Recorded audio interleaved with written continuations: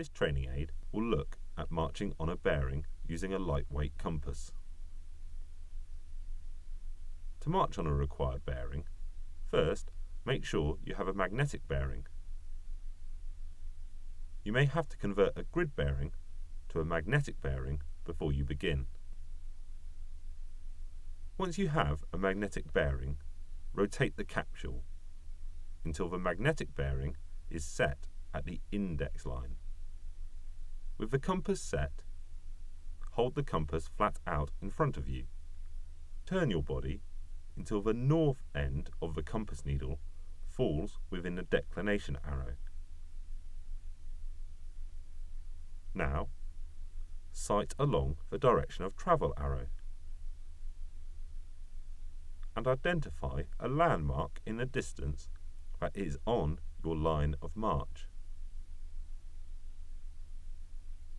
You now have a point to head towards without having to refer to your compass until you reach that landmark. Once at your landmark, confirm your bearing.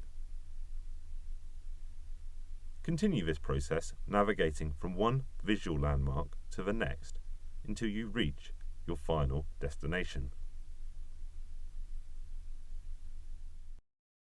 In this training aid, we will look at producing a route card. A route card is a document containing the key details of an intended route. Route cards can come in different styles, depending on circumstance and the tactical situation. Route cards can contain the following information, but are not limited to: leg, grid reference, from and to, distances, grid bearings, magnetic bearings, paces, time of leg, and a route description containing information such as terrain, going underfoot, key features, crossings and roads. Let's look at developing a simple route card. With your planned route divided into legs, record the grid reference of each checkpoint onto your route card. Next, measure the length of each leg and record this distance. Now, work out the grid bearing from leg to leg. Convert the grid bearings into magnetic bearings and record both sets onto the route card. Calculate the number of paces each leg will take, and again record this on the route card. Finally, add a description of each leg, giving as much detail as possible.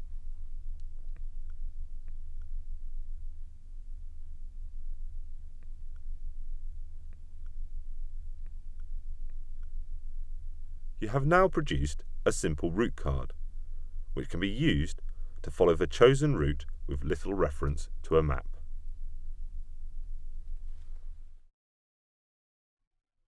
In this training aid, we will look at how to fold a map. Let's look at a map being folded in real time.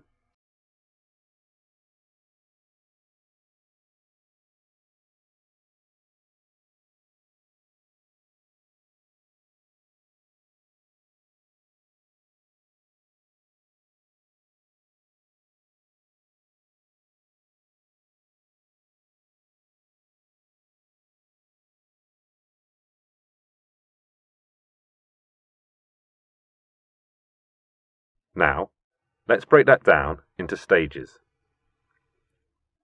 Firstly, lay the map out flat, facing you, with the legend on the right-hand side.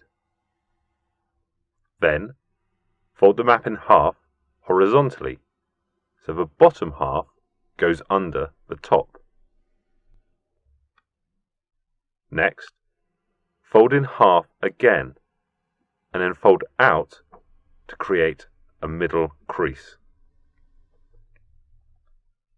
Now, fold one of the ends of the map into the middle crease. Repeat this with the other side. Then, fold one of the ends of the map out to the edge and repeat this action on the other side. Now, turn the entire map over and fold the edge of the map into the center crease and repeat this on the other side. Fold in half at the center crease to form a fan.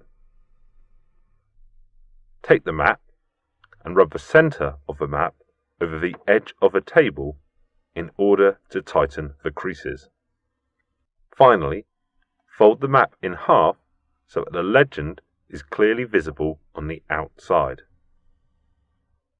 Your map should now be folded. Let's look at that again in QuickTime.